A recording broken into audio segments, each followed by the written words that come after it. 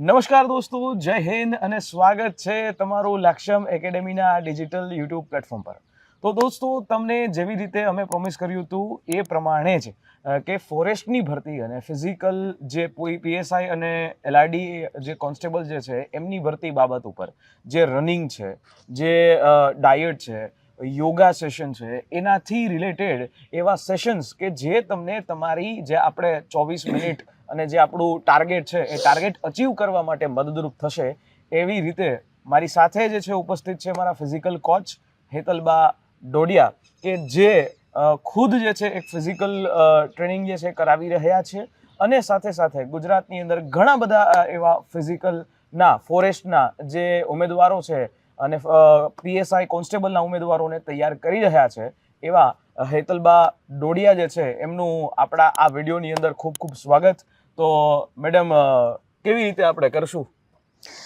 Sir, જો પહેલા તો આપણે એક વસ્તુ ખાસ ધ્યાન રાખવાની હોય છે કે રનિંગ જે છે, તમને ફોરેસ્ટનું રનિંગ 1600 મીટરનું રનિંગ આપેલું છે, તો 1600 મીટરની અંદર તમારી એક ટાઈમ મર્યાદા તો હોય જ છે. તો હવે અત્યારે જે પણ પરિસ્થિતિ એવી છે કે વરસાદની પણ સિઝન આવી ગઈ છે, એટલે મીન્સ વરસાદ અત્યારે સિઝન તો નથી પણ વરસાદ અત્યારે અચાનક જ કહેવાય ને કે આવી પડ્યો છે. હવે વસ્તુ છે કે તમારે ખાસ આમાં ધ્યાન રાખવાનું કે જ્યારે તમે રનિંગ કરો છો ત્યારે જે ભાઈઓને 1600 મીટરનું રનિંગ છે, તો તમારે પહેલો જે રાઉન્ડ છે, તમારા 4 રાઉન્ડનો પહેલો રાઉન્ડ, એ પહેલા 2 રાઉન્ડની અંદર પહેલો રાઉન્ડ તમારે નોર્મલ કરવાનો હોય છે, બરોબર. પછીનો તમારો બીજો અને ત્રીજો આ 2 જે રાઉન્ડ છે એને નોર્મલી થોડીક સ્પીડ વધારવાની હોય છે, અને પછીનો લાસ્ટનો રાઉન્ડ છે એના 300 મીટરથી લઈ અને 100 મીટર સુધી તમારે સ્પ્રિન્ટ મારવાની હોય છે. ખાસ ધ્યાન રાખવાનું હોય છે કે તમે કઈ રીતે દોડો છો. જ્યારે પણ તમે દોડો છો તમારા હાથ જે છે એને ક્યારેય પણ આમ ઉપર નહીં રાખવાના. આ હાથનું જે મુવમેન્ટ છે હંમેશા કમર ઉપર આ રીતે રાખવાનું હોય છે. લોલકની જેમ જે આપણું ઘડિયાળની લોલક ચાલતી હોય તો આ રીતે તમારી જે કહેવાય ને હાથની પોઝિશન હોવી જરૂરી છે, કેમ કે એની પાછળ સાયન્ટિફિક રીઝન છે. અમારે NISની અંદર આ કરાવતા કે જ્યારે પણ તમે હાથ ઉપર રાખો છો એટલે બ્લડનું સર્ક્યુલેશન બધું નીચે ઉતરી જાય, જેને લીધે પહેલો ઝટકો તમને તમારા કહેવાય ને કે હાર્ટ ઉપર લાગતો હોય છે અને એની અસર સીધી તમારા ગળા ઉપર થાય. શ્વાસ ફૂલાવો, ગળું એકદમ બળવા માંડવું, નાકમાં બળતરા થવી, આ બધા રીઝન આ કારણોસર છે. બીજી ખાસ એક વસ્તુ હોય છે કે તમે રનિંગ કરતા હોવ છો ત્યારે તમારે એક બહુ મેન્શન એક વસ્તુ રાખવાની કે તમારા પગના પંજા ઉપર તમારે રનિંગ કરવાની. આપણે અત્યારે તમે જોઈ શકો છો કે હું નોર્મલી જો રનિંગ કરું છું તો નોર્મલી રનિંગની અંદર આ રીતે પગના પંજા ઉપર આપણે આ મુવમેન્ટ આપણે હોવી જોઈએ કે જે રીતે સમથિંગ. પછી તમારો આખો પગ તમે મૂકો છો કોઈ વાંધો નથી, પણ તમારા પગના પંજા જે આગળના આંગળા છે એની ઉપર તમારો પેલો પગ ટેકવવાનો, પછી તમારે હીલ ડીક કરવાની છે. ડાયરેક્ટ તમે આ રીતે દોડશો તો આનો પહેલો ઝાટકો તમને કમરમાં અને બીજો તમારા ચેસ્ટ ઉપર લાગે. તમારી શ્વાસ ફૂલાવો, તમારા ગળું સુકાવવું, વારે વારે તમને કહેવાય ને કે ઉધરસ આવી, એના બધા રીઝન છે.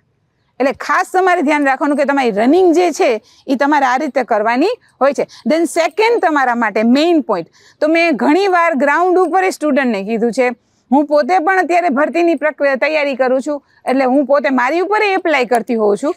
ખાસ એક ધ્યાન રાખવાનું કે ક્યારેય પણ સ્ટ્રેટ બોડી હોવું જ ન જોઈએ.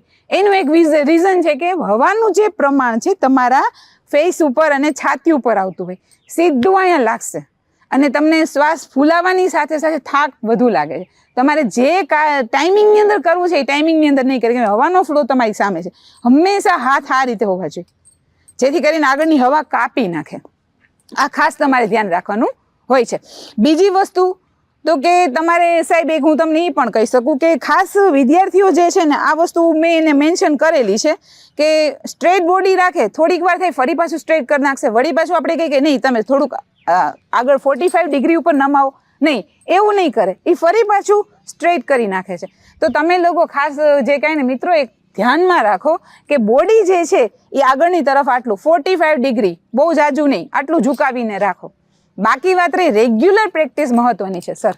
તો મેડમ, આમ જનરલી દોડવા ઘણા બધા વિદ્યાર્થીઓ છે એ દોડી જાય, પણ વસ્તુ એ થાય કે ભાઈ એમાં જે રાઉન્ડ્સ છે એ રાઉન્ડ્સ ની અંદર એ લોકો પેલા બીજા ત્રીજા રાઉન્ડમાં કે વધીને પાંચમા છઠ્ઠા રાઉન્ડ સુધીની અંદર પોતાની પૂરેપૂરી એનર્જી છે જોખી દે. પછી જે છે ધીમે ધીમે એની જે સ્પીડ છે એ ઘટવા સ્લો માંડે થઈ છે. જાય અને સ્લો થઈ જાય એટલે જે 24 મિનિટમાં પૂરું કરવાનું છે ગ્રાઉન્ડ, બરોબર પછી છે. બહેનોને જે છે એ 1600 1600 મીટર મીટર, હા. છે એ ગ્રાઉન્ડ પૂરું જે ટાઈમ લિમિટમાં કરવાનું છે એ ટાઈમ લિમિટમાં થતું નથી. તો આ એક પ્રશ્ન છે કે મેડમે જેમ તમને જણાવ્યું કે ભાઈ એ વસ્તુમાં તમારે એક લેપ લેવાનો છે. મેડમ ઈ જે લેપની અંદર આપણે 24 મિનિટની અંદર માની લ્યો કે 12 કે 13 કે 14 રાઉન્ડ હોય એક્ઝામ્પલ તરીકે, તો કયા રાઉન્ડની અંદર સ્પીડ ઘટાડવી કે કયા રાઉન્ડના સ્પીડ વધારવી, કેવી રીતે? ઓકે, જો પહેલા તો હવે અત્યારે ફોરેસ્ટની આપણે વાત કરી, હવે વાત કરું છું તમને પીએસઆઈ, જે આપણે પીએસઆઈ કોન્સ્ટેબલનું છે. ભાઈઓને તો તમારે 25 મિનિટનો ટાઈમ છે, જ્યારે બહેનોને 9.5 મિનિટનો ટાઈમ સાહેબ આપેલો છે. બહેનોને 1600 મીટર છે અને ભાઈઓને આપણે આપેલું છે તો કે 5 કિલોમીટરનું છે. તો હવે સૌથી વધુ મેઇન પોઈન્ટ ક્યાં આવે છે તો કે પહેલી આપણે વાત કરીએ ભાઈઓની, કેમ કે સૌથી વધુ તો અત્યારે ભાઈઓનું છે ગ્રાઉન્ડ, બરોબર, ટફ હોય છે. હું એમ નથી કહેતી બહેનોનું પણ નથી, પણ બહેનોનું પણ છે, પણ અત્યારે પહેલી વાત કરીએ 5 કિલોમીટર ભાઈઓ માટે. તો સાહેબ એક વસ્તુ ખાસ ધ્યાન રાખવાની કે હું આ માધ્યમથી એક આપણે જે પણ તૈયારી કરવાવાળા જે છે એ લોકોને કહું છું કે ભાઈ તમે લોકો જે પણ 5 કિલોમીટરનું રનિંગ છે એની અંદર તમારા જે પહેલા 3 થી 4 રાઉન્ડ જે છે સ્લો રાખો.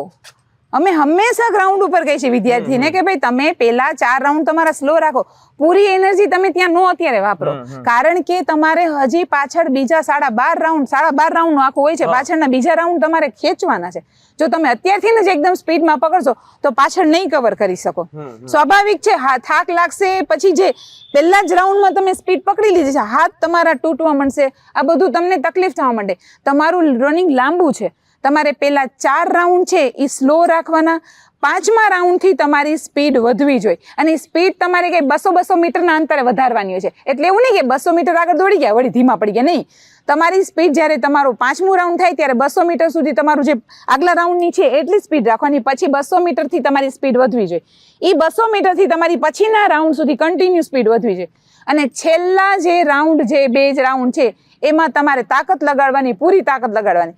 જો ભાઈઓ અત્યારે ખાસ હું તમને કહું છું કે એક છેલ્લા 400 મીટરનું જો તમારાથી સ્પ્રિન્ટ લાગતી હોય તો સારું છે, પણ 200 મીટરની તો તમારે છેલ્લે સ્પ્રિન્ટ લાગવી જ જોઈએ. એની તમારે પૂરેપૂરી તૈયારી રાખવાની. એટલે ખાસ એક જ વસ્તુ, જો તમે પહેલા સ્લો રાખ્યું હશે, સ્લો એટલે એટલું નહીં, પણ તમારે પહેલા જો તમે ધીમી ગતિથી જેટલું આપણે રિધમથી કરતા હોય એ જ રિધમથી કર્યું હશે તો પાછળ 100% તમારાથી ટાઈમની અંદર જ પૂરું થઈ જશે.